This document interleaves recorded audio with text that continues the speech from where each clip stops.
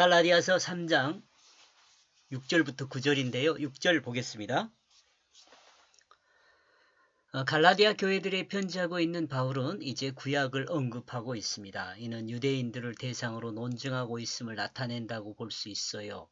왜냐하면 구약을 이방인들이 그렇게 쉽게 접할 수 있는 책이 아니거든요. 하나님 말씀이 아니에요. 유대인들은 보편화되어 있지만 구약이 이방인들에게는 이 내용이 보편화되어 있는 내용이 아니죠. 그러니까 지금 갈라디아 교회에게 이 구약을 언급하는 것은 지금 거짓 사도, 거짓 복음 증거자들에 대한 반박, 이렇게 생각해 볼 수 있죠. 또 갈라디아 교회들한테는 유대인들이 그 말하는 것을 무조건 따르는 것은 옳은 것이 아니다. 그것을 이제 설명하려는 거죠. 지금 바울이 이와 같이 설명할 수 있는 것은 바울 자신이 유대인 중에 유대인이기 때문에 그렇죠. 이스라엘 백성의 베냐민 지파이고 유대인이라고 했을 때 바울의 그 위치는 뭐냐면 바리새파 사람이고 이런 것들요. 이런 어떤 그 바울의 그 모습에서 갈라디아 교회를 혼돈에 빠뜨리고 있는 유대인들과 또 유대 말이라는 것에 대해서 긍정하고 있는 갈라디아 교회들에게 이제 그 논리적으로 갈라디아 교회가 무슨 문제가 있는지를 이제 설명하려는 바울의 시도가 지금 시작되고 있는 것입니다. 아브라함의 역사를 알고 있는 사람들은 대부분 유대인이기 때문입니다. 또 사도행전에서 야고보가 말하기를 이는 예로부터 각성에서 모세를 전하는 자가 있어. 이게 모세를 전한다 이 말은 모세 오경을 생각해 볼 수 있어요. 예, 모세를 전한다는 것은 모세 오경을 생각하면 아 그렇구나 여러분들이 공감할 수 있어요. 모세에 대한 이야기를 전한 것이 아니라 모세 오경에 대한 부분을 전해 각성의 뭡니까? 그 성에 세워져 있는 유대인들의 회당, 그 회당에서 이걸 계속 전달했어요. 회당에서 뒤가 나와 있네요. 안식일마다 회당에서 이 글을 읽었습니다. 이 내용은 사도행전 15장 21절에 나와 있습니다. 라고 말한 것과 같이 갈라디아에서도 회당이 있었을 것이고 그리고 그 회당에 이방인이 참석했을 가능성은 있죠. 가능성이 있다고 봐야죠. 그 회심한 사람들은 유대계로 개종한 사람들이나 이런 사람들은 아마 참석할 수도 있겠죠. 참석했을 가능성은 그렇게 많지는 않다고 볼 수 있는데 그래도 했을 수도 있다 이거죠. 제가 지금 설명하는 내용을 알겠죠. 유대인들의 특성상 지금 제가 이제 이거 그렇게 많지는 않았을 것으로 보는 이유는 뭐냐면 유대인의 특성상 사회생활에서 이방인과 그 삶을 공유하기는 해요. 이렇게 공유하면서 살아가요. 그런데 신앙에 대한 부분에 있어서는 이방인과 좀 많이 구분을 해요.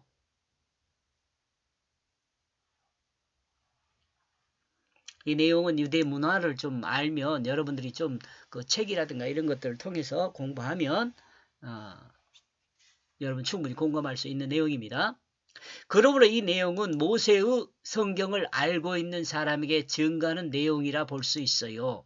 그럼 모세의 성경을 알고 있는 사람이다 라고 말할 때는 유대인으로서 갈라디아 교회에게 다른 복음을 그러니까 바울이 증거한 그 복음을 말하지 않고 다시 말하면 예수 그리스도의 십자가와 부활을 통해서 성령을 받고 구원을 받는 그 내용을 이야기하는 것이 아니라 율법을 지킴으로 할례를 행함으로 이 구원을 받을 수 있다. 이것을 말하는 사람들에게 논증한 내용이라고 볼 수가 있습니다.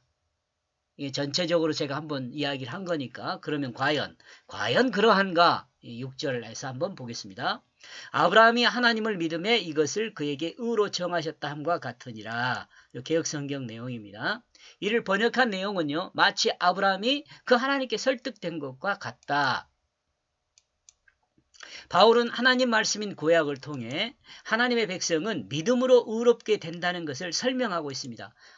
구약을 통해 하나님의 백성은 믿음으로 의롭게 된다는 것을 설명해요. 이 믿음으로 의롭게 된다는 것을 설명하기 위해서 동원된 사람이 누구예요? 아브라함이에요. 아브라함.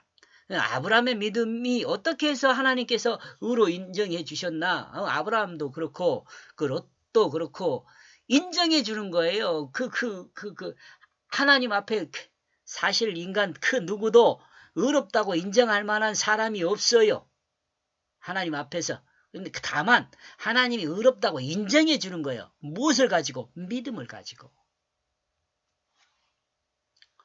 그리고 그 직접적인 비유 대상은 하나님의 백성으로 부름을 받은 믿음의 그 조상 아브라함입니다.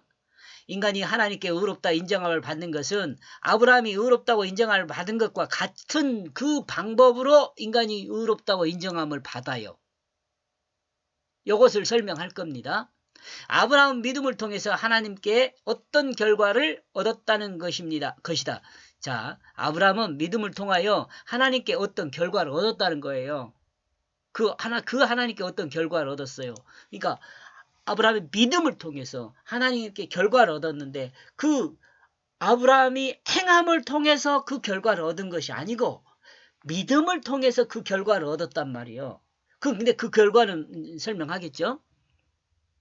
우리는 여기서 믿음이 무엇인지를 알아야 합니다. 특히 아브라함이 하나님을 어떻게 믿었는지에 대해서도 생각을 해봐야 돼요. 믿음이 무엇인지, 아브라함이 하나님을 어떻게 믿었는지 이걸 생각을 해봐야 되죠. 이건 이제 창세기로 가보면 돼요. 창세기 15장 6절에 아브라함이 여호와를 믿으니 여호와께서 이를 의로 여기셨다. 그냥 요 믿음이 무엇인지를 알아야겠죠. 여호와를 믿으니 여호와께서 그를 의로 여기셨는데 이것은 그 믿음과 결과로 의를 얻었다는 것만 나와 있지 어떻게 믿었는지 또 어떤 그 결과를 얻었는지 이것에 대해서는 안 나와 있죠.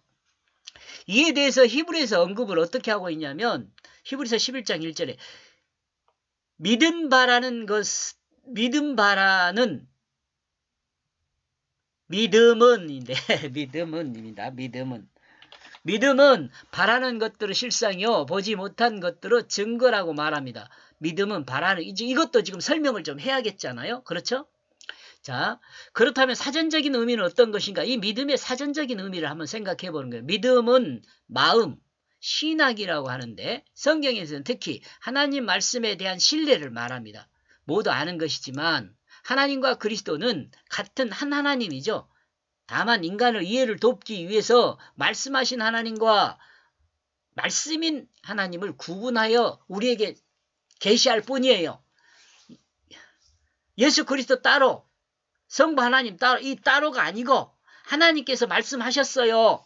근데 그 하나님께서 말씀하신 그 말씀이 하나님의 아들이며 예수 그리스도예요. 공감하시죠? 이네요. 밑에 또 설명하고 있네요. 보니까 참고로 말씀하신 하나님 성부 또 말씀이신 하나님 성자 그리고 하나님 말씀의 뜻 이게 말씀의 뜻이 뭐냐면 성령이란 말이에요. 동일한 하나님이에요. 제가 자꾸 말씀드리지만 제가 지금 이렇게 말을 하고 있잖아요. 지금 말을 하는 주체인이요 김승호란 사람이 있어요.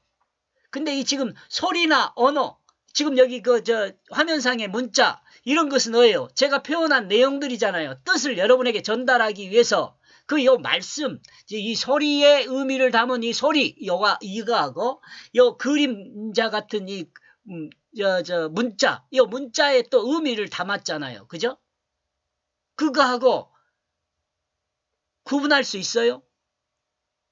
다 지금 제가 말하는 이 소리의 의미를 담은 이 소리는 어때요? 제 소리죠. 나로부터 나가는 뜻이에요. 의미. 이 소리가 나하고 구분될 수 없잖아요. 지금 김승호라는 사람하고 구분될 수가 없어요.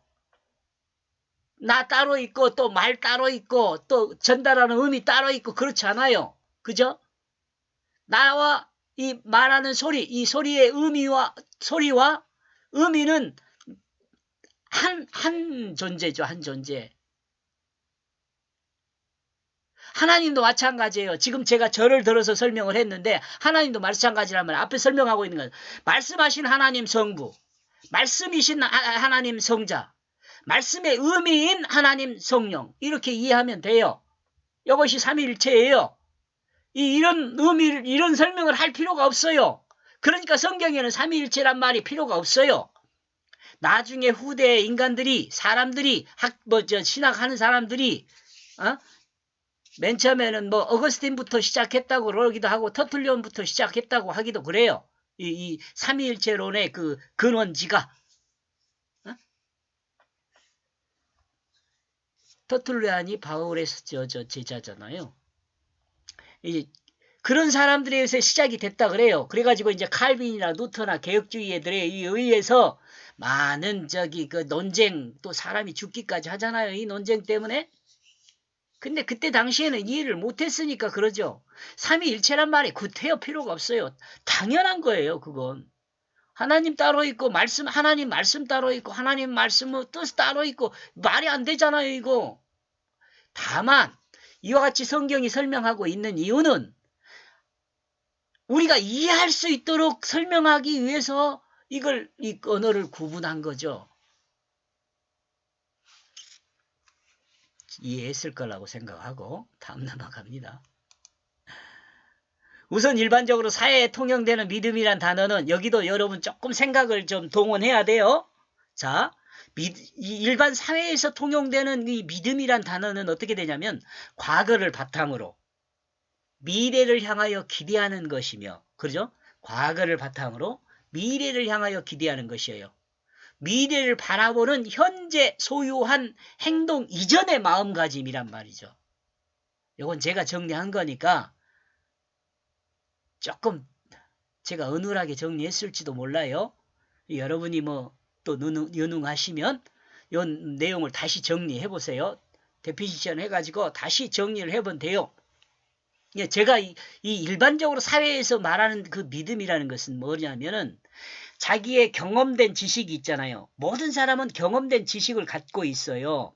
그러면 경험된 지식을 가지고 미래를 바라봐요. 미래를 향하여 바라봐요.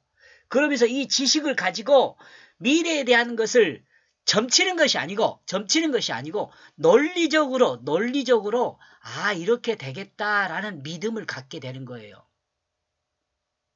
그러면 이 믿음에 의해서 시간이 지나서 그 공간에 시공에 채워지는 사건이 실제로 존재하게 되면 그 믿음은 점점 더 성장을 하겠죠.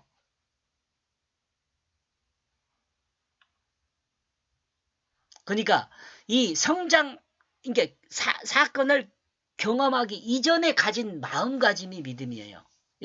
자, 이것은 세속에서 말하는 믿음을 말하는 거예요. 지금 제가 설명한 것은 뭐냐면 성경에서 말하는 믿음을 이렇게 이야기하지 않아요. 성경에서 말하는 것은 요걸 믿은 것이라고 안 해요.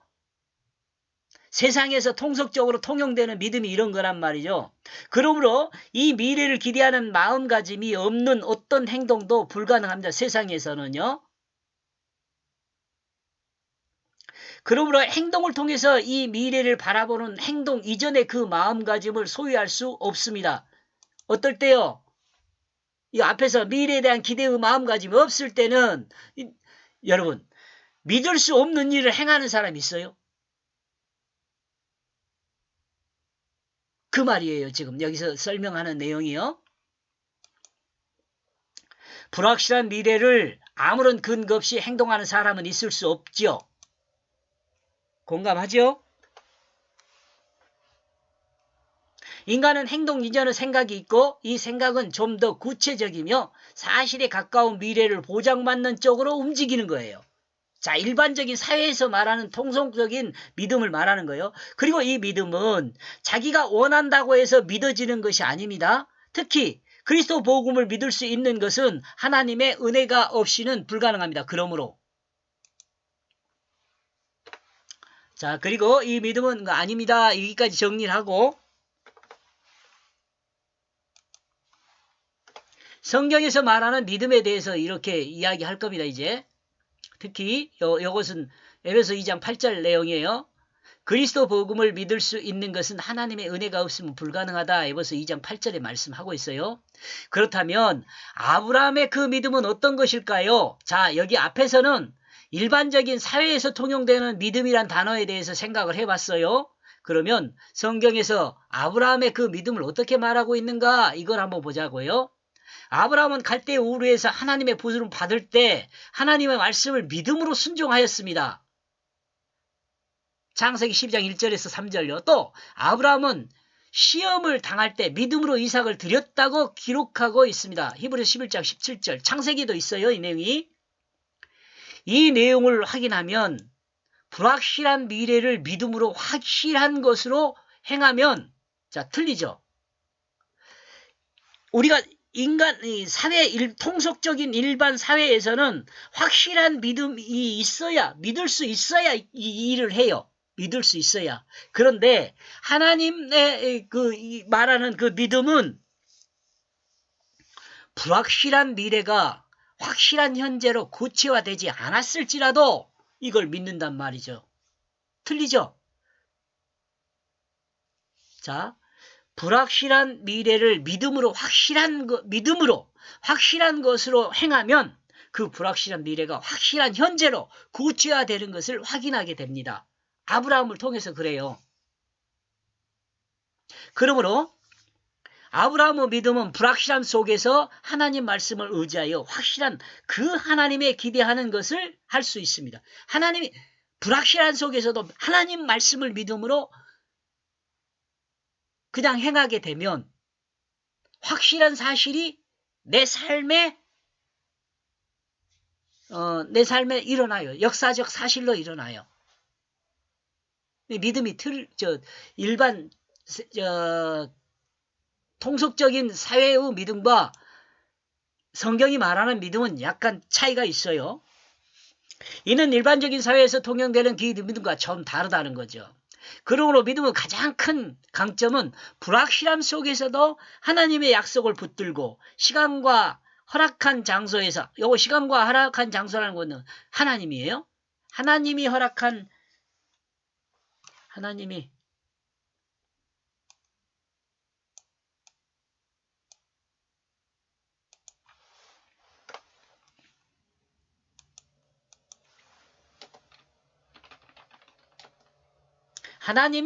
시간과 장소에서 하나님의 그 역사가 기다리는 것이라는 것이라 할 수 있어요.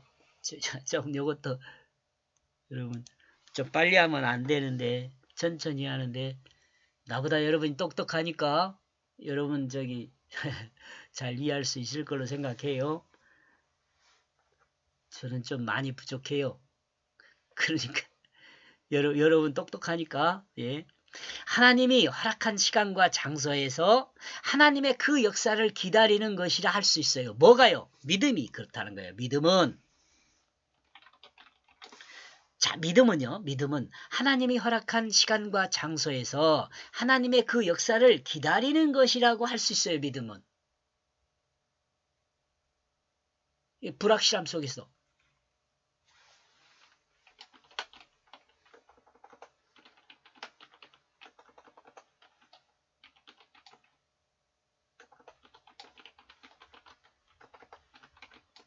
자, 믿음은 불확실함 속에서도 하나님의 허락한 시간과 장소에서 하나님의 그 역사를 기다리는 것이다. 자기 생각이 아니라 하나님의 뜻을 기다리는 거예요. 자기 생각으로 하는 것이 아니고. 왜냐하면 자기 생각으로 하면 자기 시간이 돼야 하고 자기 그 장소가 돼야 하거든요. 근데 지금 우리가 하나님을 믿는다는 것은요. 하나님의 시간에 하나님이 원하는 장소에서 하나님의 역사가 일어나요. 이걸 믿는 거거든요. 조금 어려운가요? 안 어렵죠? 이는 인간을 의지하지 않고 하나님을 의지하는 것입니다. 이것은. 그리고 하나님을 의지하는 것은 하나님의 약속을 믿고 의지하는 것이고 하나님의 그 약속은 죄를 범한 인간에게 가죽옷을 입혀주시면서 보호와 인도자가 되셨던 그 하나님의 그 보호와 인도를 따른 그 구원을 믿음으로 기대하는 것입니다. 아이고, 문장이 길어서. 네, 설명은 이해가 가죠?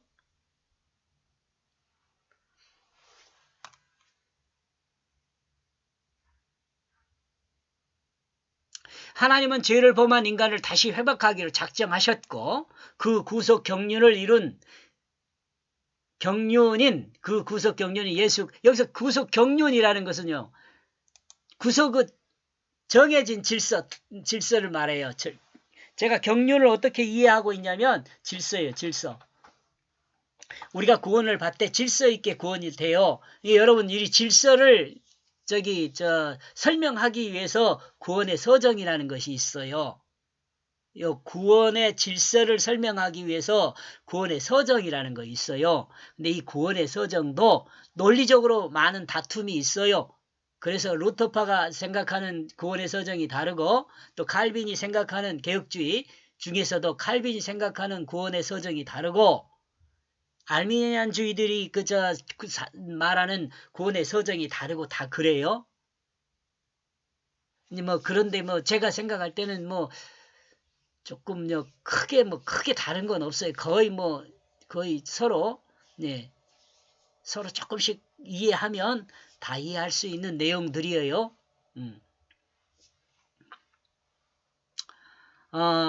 그 질서는 예수 그리스도 그 대속의 십자가와 부활의 사실의 역사를 통해 완성합니다. 요거 구원의 서정에 대해서 완성하는 거예요. 여기서 구원의 서정을 저는 이제 개혁주의 중에서도 합동측이니까 조금 좀 다를 수 있어요. 예.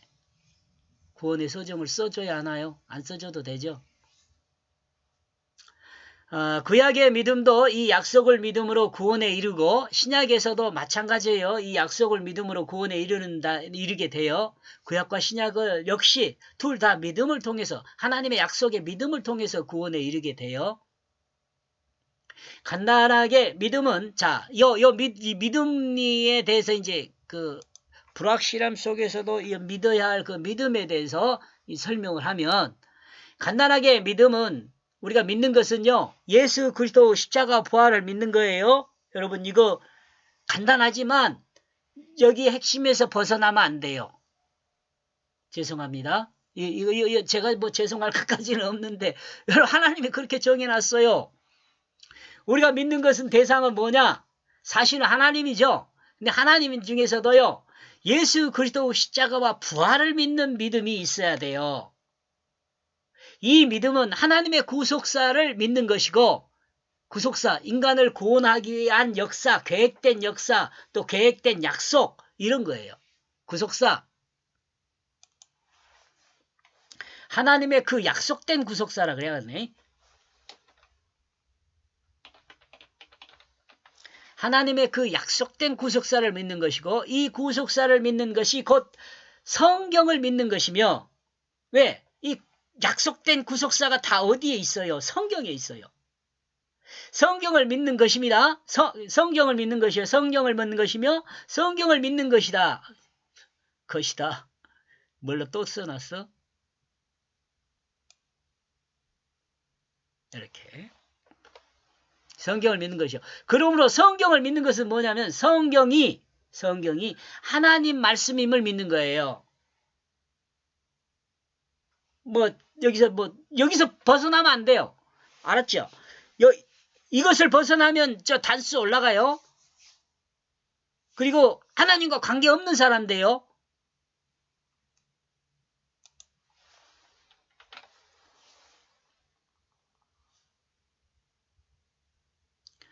성경을 믿는 것은 성경이 하나님 말씀인 것을 믿는 것이고 같은 의미로 여러 가지 다른 말은 언급해 볼 수 있어요. 언급해 볼 수 있어요. 요 의미는 근데 꽉 붙들고 있어야 돼요. 다른 말로 설명을 할 수 있지만 요 의미는 꽉 붙들고 있어야 되고 성경이 하나님 말씀이라는 거, 또 그 하나님 말씀에는 하나님이 약속한 그 구속사가 들어있다는 거, 이런 것들은 여러분 꽉 붙들고 있어야 돼요. 자, 그러므로 그는 그 자신에게 계산되어졌다. 하나님이 받으실 만한 조건 안으로. 하나님이 받으실 만한 사람은 잠언에서는 겸손한 사람이라고 그래요. 겸손한 사람. 그 자신에게는 하나님을 말하며 그 자신에게는 누구냐 하면 하나님이에요. 하나님. 그리고 그는 아브라함을 말하는 것입니다. 그러므로 아브라함은 하나님께 받을 만한 조건 안에 있다고 하나님이 인정한 것입니다. 이는 아브라함의 어떤 행동이 아니라 아브라함이 하나님의 믿음으로 아브라함이 하나님을 믿음으로 아브라함의 그 믿음이 하나님이 받으실 만한 조건이 되었다고 이야기를 하고 있는 거예요. 믿음이. 요거 조금 여러분 요것을 이해한다는 것이 그렇게 쉬운 일은 아니에요.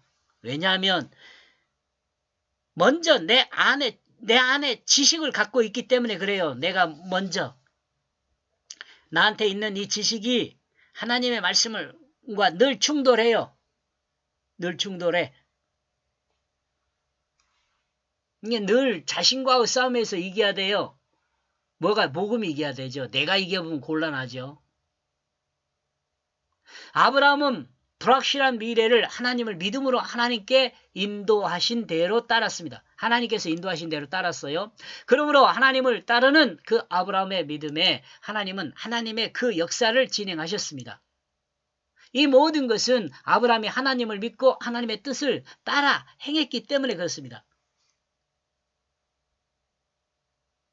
이런 점에서요, 그리스도인은요, 하나님의 부르시면 일단 수동이죠, 수동.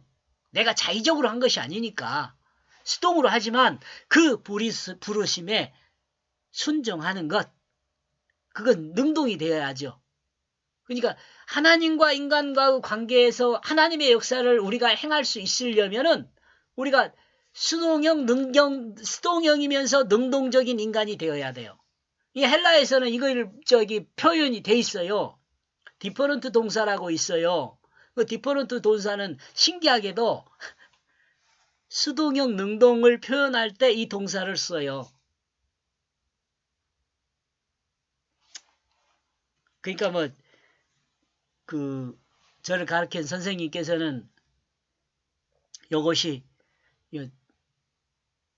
그러니까 이제 여기 수동형 능동이 뭐냐 그러면 순종을 위한 거라는 거죠. 순종.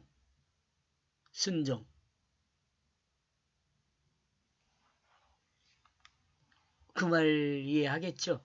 하나님의 부르심이 있었고 그건 수동인데 내가 부르심에 능동적으로 행하는 것.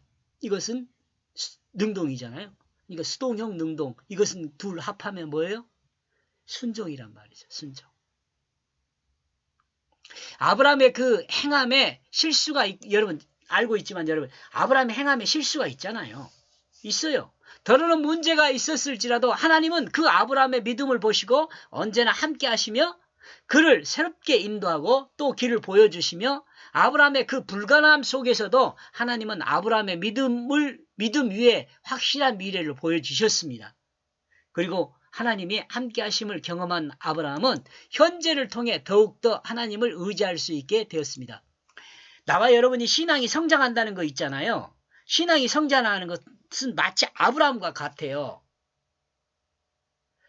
우리가요, 하나님 말씀에 불순종하면은요, 신앙이 성장할 수가 없어요. 그런데 하나님 말씀에요, 순종하게 되면 신앙은 성장하게 돼요. 왜 성장하게 되냐면 하나님의 그 역사를 경험하게 되니까 성장하게 되는 거죠.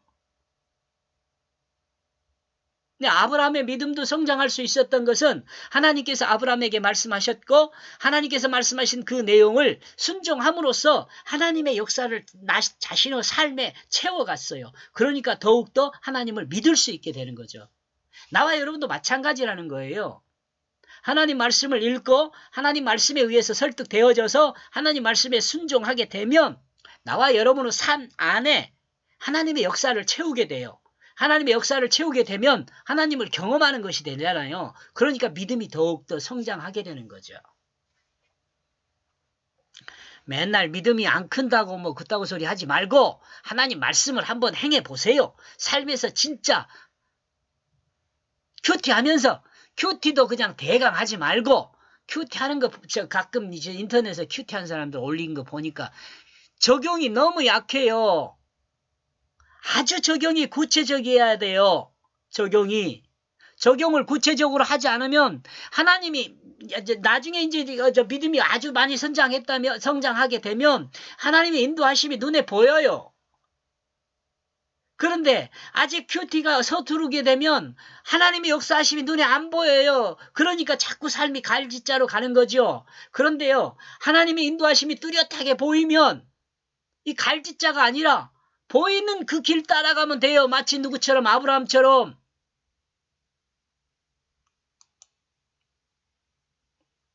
이 시대를 사는 그리스도인이 성경에 기록된 아브라함의 삶을 이해하면서 하나님의 뜻을 따라 아브라함이 순종했다는 것을 알면서, 자, 아브라함을 우리가 역사적 사실로 성경을 기록을 통해서 알았잖아요. 아브라함이 순종했다는 것 알아요. 그러면서도 뭐예요? 하나님의 뜻을 순종할 줄은 몰라. 요즘 시대 사람들은.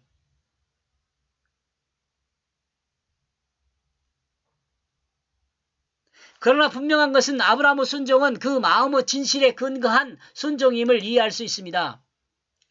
인간이 움직이는 기준은 자기 중심이죠. 여러분, 저와 여러분이요, 이 순간순간을 살아가면서 인간 이 손발을 사용하는 것, 이 손발을 사용할 때는 어때요? 그 중심이 내가 생각하고 그것에 의해서 되게 살아가잖아요. 그런데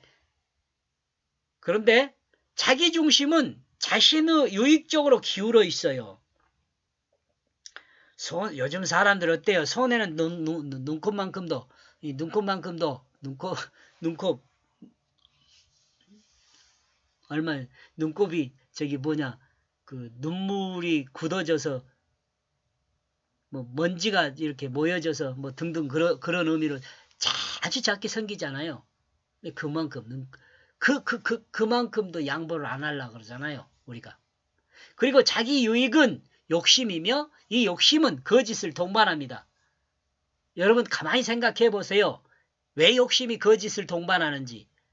자기 유익적으로 자꾸 굳히려다 보니까 이 사실에 대해서 내가 유익한 쪽으로 기울여서 일을 처리하려다 보면은 덜은 조금 그 사실에 더하는 것도 있고 또한 그 사실에서 조금 빼는 것도 있어요. 이 사실에서 조금 더하거나 빼게 되면 이것은 뭐가 돼요? 사실이 아니라 거짓이 돼요.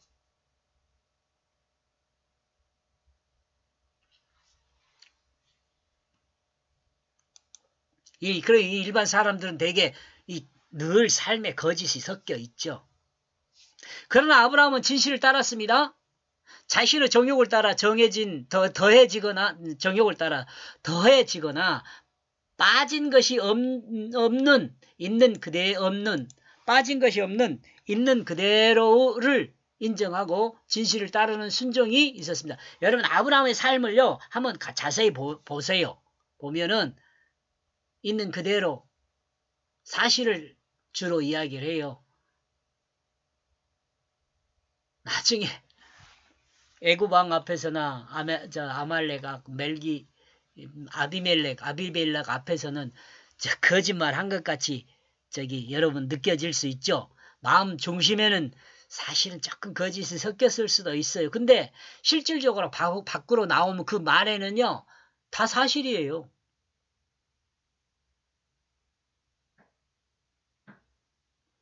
그러므로 이 시대를 살아가는 그리스도인이 하나님을 향하여 순종하는 그것은 주어진 현실에서 선택의 기로에 있을 때 진실을 따르는 선택이 되면 그는 하나님 말씀에서 순종하는 그 출발이 된다는 것을 알았으면 좋겠어요. 이거 중요해요. 그러므로 이 시대를 살아가는 그리스도인이 하나님을 향하여 순종하는 것은 하나님 앞에 순종하는 것이 뭔지 잘 모르죠. 하나님 뜻이 뭔지도 잘 모를 수 있어요.